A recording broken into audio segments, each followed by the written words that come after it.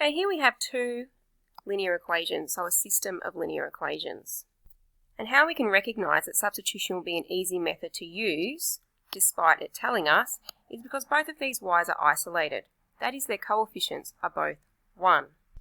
So we're going to take this part here and exchange it for this y value and rewrite it. So 3x plus 1 is going to equal 6x plus y.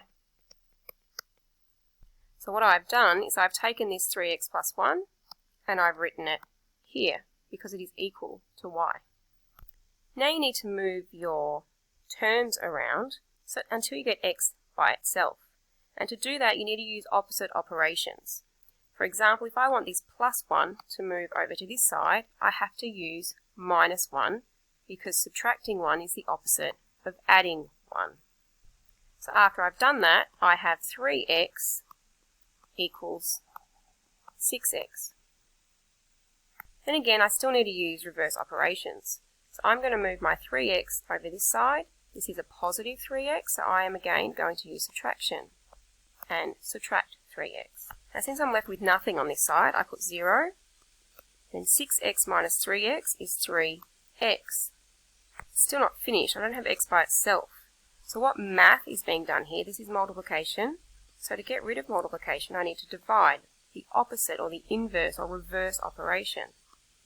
And I end up with x equaling 0. That is not finished though. Once you have this value, or y, if it had been one where you could work out y first, you need to substitute it back into one of these equations. It doesn't matter which one you use, you'll get the same result. So I'm going to use equation 1, which is y equals 3x plus 1. Instead of x, I'm going to put 0 because that's what we worked out x to be. So 3 times 0 is 0. 0 plus 1 is 1. So y equals 1. Now any system of equations, what it's asking you to find is where the two lines meet, if they meet at all. So this has to be written as an xy coordinate because it's a point.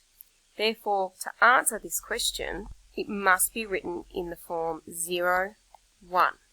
That is your solution.